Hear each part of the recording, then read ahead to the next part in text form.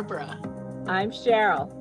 And I'm Naima. We're three Black moms.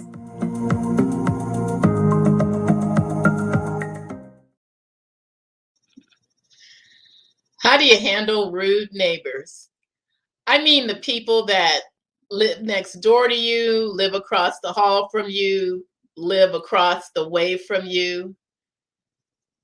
I had an incident that this is just crazy. Number one, we are new homeowners and we bought this house and it has this beautiful oak tree out in the front. And one day our neighbors put a bird feeder on the branch and didn't ask or anything, just put this bird feeder on because they said they wanted to see these beautiful birds. And the neighbor she happened to say to me, "Oh, I put a bird feeder in your tree because we've been seeing cardinals and this, that, and the other." Well, notwithstanding, I thought the bird feeder itself was ugly. It's like I live in this cul-de-sac, and when you come down the street, it seemed to me that instead of my beautiful tree, the first thing you saw was this bird feeder. Now, that was probably me because I wasn't happy with having this thing. And I said something to my husband, and he was like, "Oh, that doesn't bother me. I think it's fine." Well, one day I came out from my car, and there was a squirrel swinging on it. And so obviously, birds were not getting the seed. The little plant holder was rapidly disappearing. The seeds were being eaten, but they were being eaten by little varmints. And I weighed in different, trying to get other opinions from my friends, and other people about what should I do. I really didn't want the bird feeder there in the first place.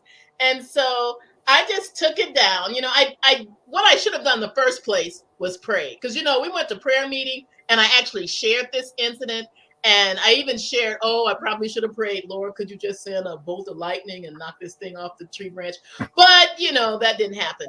So, because like when Jesus was rebuking James and John for wanting to blow up a town that was mean to them, he says, "You don't know what spirit this is." So I took the bird feeder off, went to my neighbor's house, knocked on the door and said, "It's not working." And I gave them back their bird feeder. I said, "Squirrels are eating it, not birds." And that's how I handle that. But then another time, they were getting rid of a bunch of stuff, like an old mattress, an old dresser, other things that were, some of it was just really garbage. And they didn't put it in front of their house. They put it in front of our house. Well, I wasn't pleased about that because sometimes the garbage people pick up that stuff and sometimes it sits there for days. And Eric said, "Oh, it'll probably just be there for a couple of days." And I was. So what ended up happening after we had a discussion, Eric put on his work gloves, went outside, and moved all of their stuff over in front of their house. And that stuff was out there for a good couple of weeks, about a week and a half, where before the stuff started to disappear. And that stuff would have been sitting in front of my house for however long it took before the garbage people came and picked it up, or people who wanted their stuff they were discarding picked it up. So I have had incidences where I have not wanted to confront somebody in a mean way, but you don't want to be taken advantage of by people who see that you're a nice person and just feel that they can just do anything and you will do nothing. I'm not about vengeance or retaliation or anything, but there has to be ways to talk to neighbors and have a relationship with people so that they don't do thoughtless actions. What do you think? I think of a lot of situations where things happen, even on the block where we live, where we grew up. Uh, we had a neighbor that had a dog that kept barking, and the other neighbor happened to be a police officer with a gun and came out and shot the dog. I remember that. When was that? When was that? It well, we were younger. I don't know if you all were I can't remember the year. Barbara, you might have been away at college by that time. Oh, I don't remember that either. So maybe I was also gone. Well, possibly, but you know, I remember a neighbor poisoned somebody's dog and they were Yes. found dead yeah. because their dog kept peeing on their lawn and on their flowers. Yeah. So I mean, we have incidences where people probably didn't handle it very well. The fact that they were annoyed with a neighbor. So there is a right way and a wrong way to handle things. I remember our father who used to love sitting out on the porch. But then we had a neighbor whose dog, you know, kind of pooped right next to where, you know, the odor would dripped up to his nose, so he had to stop sitting on the porch. And you know, the question was, well, do you go and tell the neighbor, can you not have your dog next to where I sit? You know, can you maybe move them to the back of the house? Or could you just clean up? Clean the poop. Yeah, that would really take care of things. And we I mean, on the block now, there is a neighbor with that same issue with the dog, the neighbor who has a dog that poops right next to her bedroom window, and the aroma drifts up to where she can smell it. And, you know, and I was suggesting some ways to her that she might want to approach the neighbor. And she was talking about calling the authorities. I'm saying, well, why don't you just tell them, can you clean the poop? You know, so Yeah. I think the best way to handle things is to be direct. And you can do it without being confrontational. It's better to talk to the neighbor rather than do something like, you know, the neighbor did to, well, the two neighbors that dealt with the dog in a way that was not, in my opinion, the best way to handle that. You can't be afraid of people being mad at you for telling them the truth. You can't be afraid of being mad at you because you're asking them to do something that's infringing on your right to the peace and comfort of your home. But you also can't suffer and not enjoy your home because of what a neighbor's doing. So you have to love yourself enough to be assertive enough to tell people to do what needs to be done to remove the offending thing that's making you not be able to enjoy your home. Do you think these people are rude on purpose or thoughtless on purpose or just thoughtless? Just thoughtless. They don't think. I think you know what? Sometimes it's thoughtlessness. I mean, and we've all done that with, barking dogs. And of course, we grew up at a time where dogs would even be in the neighborhood. Our first dog was a nuisance barker, but she was also tied up a lot. So, of course, Yeah, I mean, so a lot of that is just learning how to um, understand that dogs are part of the family and they're domesticated, and uh, you can't have your dog constantly barking. Now, the dog that we have now that in my house, it's like as soon as she starts barking at the neighbor, she comes in, and my husband says, barking dogs come in the house, because you don't want to constantly have your dog, harassing your neighbors when they're just walking by their fence on their side of the fence. But some of these things, Barbara, I believe it's kind of it's microaggression, and confrontation doesn't necessarily mean that that's a bad thing. Sometimes you have to just confront the issue. Say, yeah, excuse me, you put this in front of my house. I don't want your trash in front of my house. You know, yeah, and and so, or if you say, and I think this has happened once with Mama, that they always had their dog on the side, and Mama actually says, look, you have your dog on the side of your house, and that's fine, but the smell of his droppings is wafted up into my house. And then the lady went out and had the kids clean up after the dog. Sometimes you just have to be reminded of that, and sometimes we're just thoughtless in that way.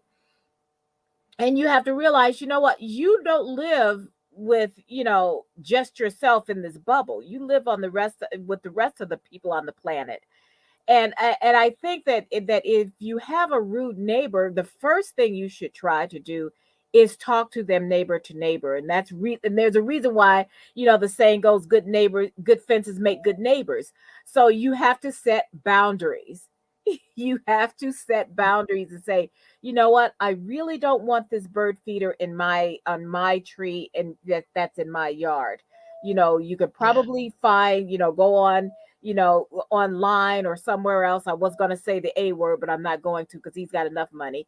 But you can go online somewhere and buy something and hang it like a lamp post, and hang it from your yard, and then you can enjoy all the birds. Chances are the squirrels won't get it, but if they do, that's on you.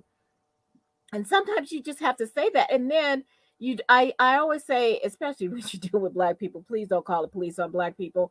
But uh but the thing is that you don't want to involve the authorities, and you don't want to escalate the Right. problem. So you Right. go in and say, listen, neighbor to neighbor, this is bothering me. Can you take care of this? I mean, I did have one incident once with a neighbor, because we have a shared driveway. The thing is, it's our driveway, and we share it because it goes to their backyard also. So she's not there anymore, but when she lived there with her family, she asked if they could use the driveway. Well, the driveway is big enough for 3 cars. The problem is that their car would be the last one in. Even no matter when their car would be in, somebody would have to get up early in the morning to move the other car so they could get out. So I says, well, that's problematic, because I'm working nights. I'm not getting up at 6 o'clock in the morning, because your brother, who is a man, can doesn't want to park up the street, because they had a driveway, but they had a garage, but they had 2 cars.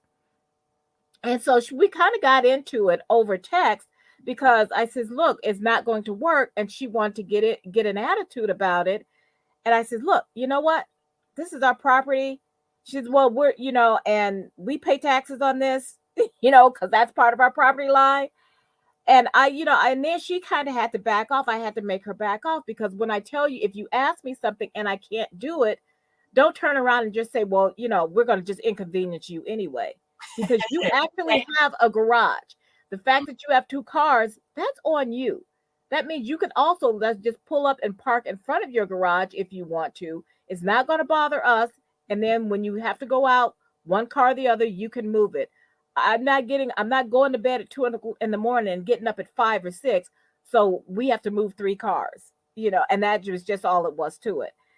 And I didn't want to get nasty, but I don't mind getting nasty if I have to, you Which know. Part of it, I think, is if an incident happens and you are not irritated, it's real easy to take care of the problem with a calm conversation. I had just remembered this other incident that had happened. One day, Eric came in the house and said, "Come out here, let me show you something." Now, we have this big oak tree in front of our house, and around the base of the tree, lined really nicely, are these large stones. And someone had pulled all the stones all away from the tree. They were scattered in our front yard. And in front of our house was a bunch of teenagers who were playing basketball. And Eric didn't want to start any mess, but by accusing them, and then one of the people that was also playing basketball, because we have like this hoop that's in the area that's in front of the cul-de-sac, this huge large play area, really grassy, but you've got this place where you can play basketball. And so I just went out and watched them all playing for a while, and just started up a conversation. Really, I didn't talk about the bricks at all. Just started talking to them. And while they were playing, found out, they live in the neighborhood, not in the cul-de-sac or on my block, but further away. And, But you didn't got to have to talk be, about you didn't want where to be a they Karen. went to school and all this stuff. And then I just happened to ask, "Do you know who moved these bricks from around my tree?" And the man, not the teenagers, the father of the little kids who were out there, he said, "Oh, that was my kids. I told them not to move that. Come on, you all, move, put them back." And so, it was like 3 of them. They were under the age of 8, and Oh, they put the bricks back around the tree, and everything was fine. And I didn't make any enemies. They were nice to me. They found out it was a teacher, and I didn't want to go out and say, "Did you move my bricks from around my tree?" I didn't want to come out, Yes. ready to storm and yeah. flail and fight. Uh, But after the conversation, they were all kind. They put them all back and never had that problem ever again. Yeah, I mean, it really is how you say things, and I think you can do things in a way that is not confrontational. Uh, you know, I had a friend who was living in a house where the next door neighbor had teenagers and played their music kind of loud. And she would get upset because she worked late evenings, come home, she's exhausted and the music's blasting. They got their friends out there. So, she said, I had to call the police. I'm like, well, did you go out and ask them to just turn the music down? Yeah. You know how these kids are. But no, but see. So she called the police on them a couple of times, and the police, I mean, they don't make it any better. Even though it was kind of like an anonymous call, the way they kind of made it known that she was the one who called, even though they didn't say it. And so now, of course, the children had an attitude towards her. And so it happened a few more times that she had called the police on them when they got loud. And then one day she was coming out to her car, getting ready to go to work, and heard one of the children, well, not really children because they were teenagers, heard one of them call her that name that isn't very nice. Mm-hmm. I mean, they said it under their breath, but they still said it. They said it so she could hear it. Yeah. So, I mean, it wasn't pleasant. And the thing about it, you can always approach people in a way that isn't insulting or threatening. And usually you get back what you give. We had an incident here. One of the young people was disturbing the neighbors with loud music at late nights. And I just kind of mentioned it to him. And I saw the young man and I said, our neighbor said your music is a little loud sometimes. And I think her bedroom was like right next to yours. So if you can hear it, he's like, oh, okay, I didn't know. And so, and then his mother said later to me, that her son said, thank you for letting him know. Cause he really hadn't thought about it, You know what? Yeah, people are not always intentionally obnoxious. Yeah. Well, that's the thing. I've had the same thing happen on one side of me, a couple of doors down.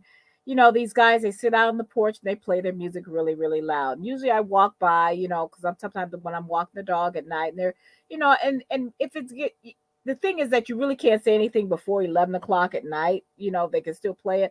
But when it's getting so loud that I can't hear myself think, I'll say, would you mind turning it down? And another guy used to always, I don't know, tune his motorcycle or something right out in front of the house, like right out in front of his house, but it's next door. And so finally, one time I came out, I was walking the dog and I stopped them and they were all out there and they, run the whole time. And I says, guys, would you mind not doing that here? I says, I can't even hear myself think. Oh, I'm sorry, mommy. I never heard it again. Yeah. And that was all.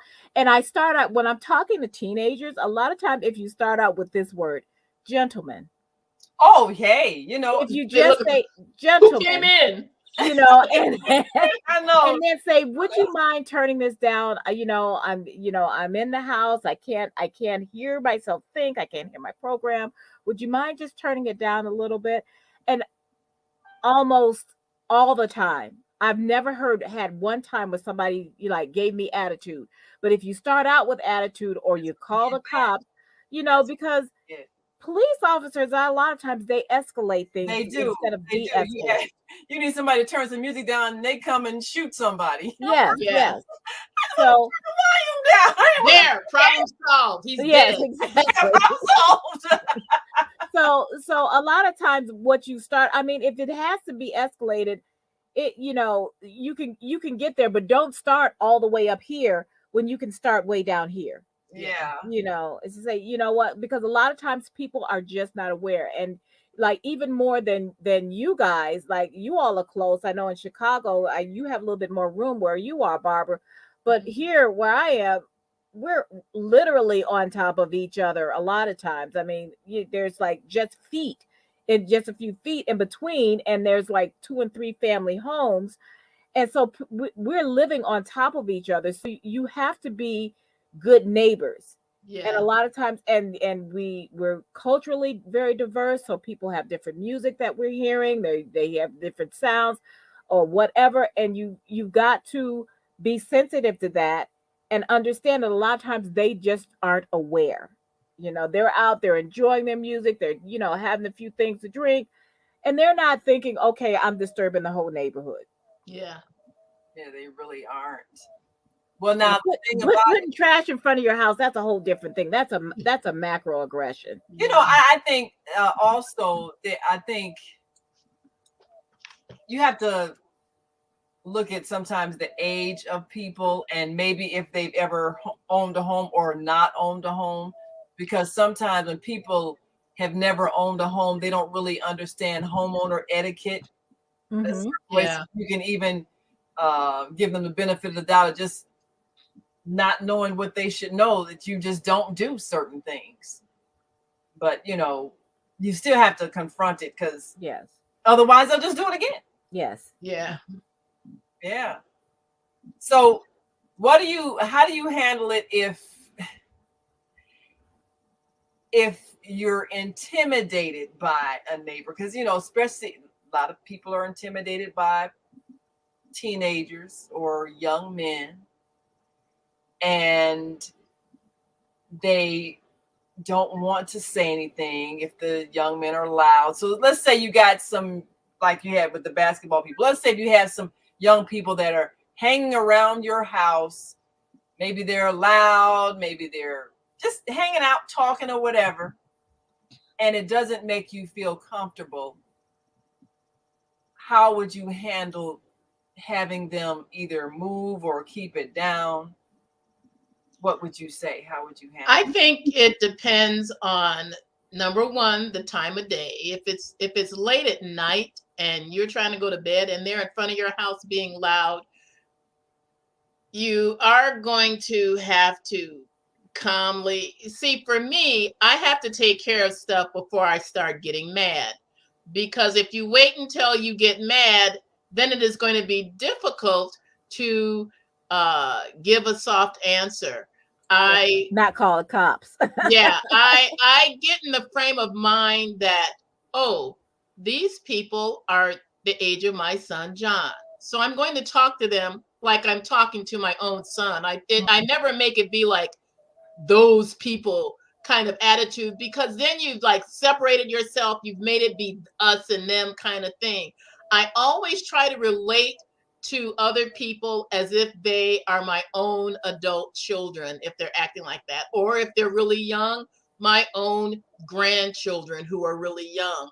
And then you make it more personable so that people don't see you as trying to be overbearing or bossy. Mm, I that's think you Well, can get better results if you, what do they say, you draw more flies with honey yeah. vinegar. rather than vinegar. If you're trying to get rid of them, though, you might want to use vinegar. Yeah.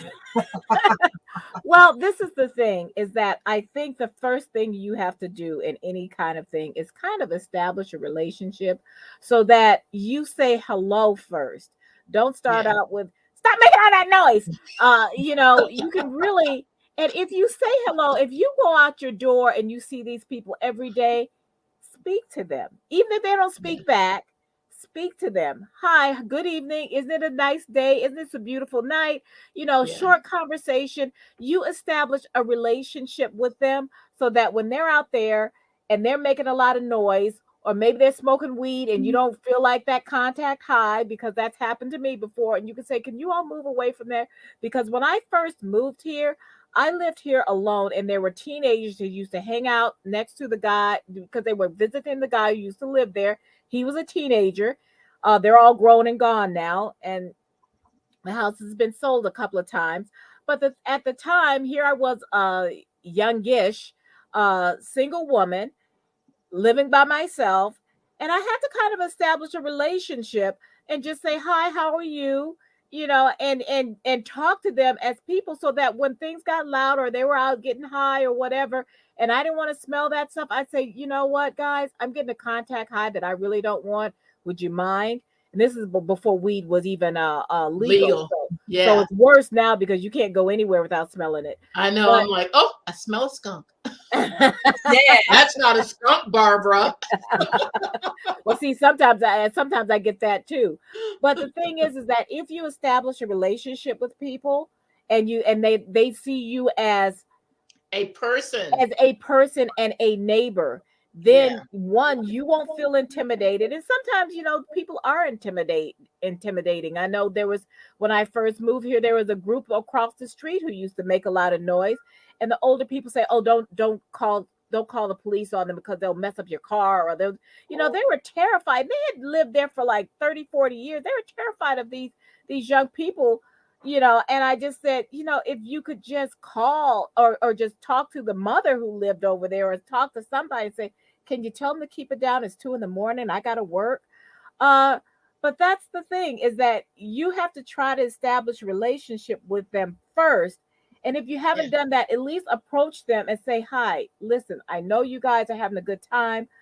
I'd like to have a good time too, but I got to work. So, and little humor always helps. If you can keep it lighthearted, like establish a relationship, be friendly, keep it lighthearted. Don't start out with stop making all that noise. No, don't start out and don't start out calling the cops, because right. sometimes, especially in communities of color, it gets escalated really quickly. Right. And even if they know who called, but even if it doesn't end up in someone being hurt or killed, it just sets a bad precedent. Yeah. We're already in communities of color, and that's, we're already over policed, and we have a different relationship than white people do, because white people think of cops as concierge.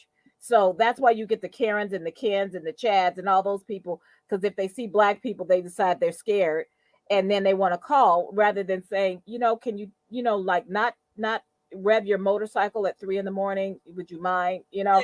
And so they won't say that. So they'd rather have the cops do it. And sometimes sometimes you're just tired. If you're woken up, last thing you want to do is put your robe on and go outside. Yeah.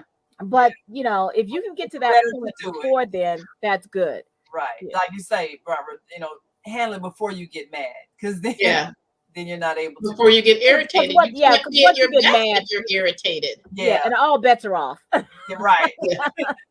Well, we got to go. But as always, we want you to make sure that you contact us, our Twitter, Instagram, and Facebook pages. And also make sure you subscribe to us on our Facebook and YouTube channels. We'll see you next time. I'm Naima. I'm Cheryl. I'm Barbara. We are 3 Black moms. Bye. Bye. Bye.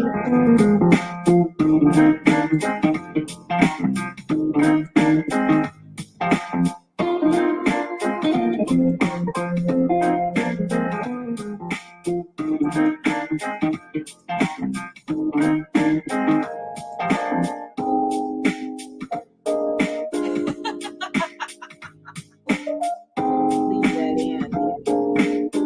That foolishness, leave that.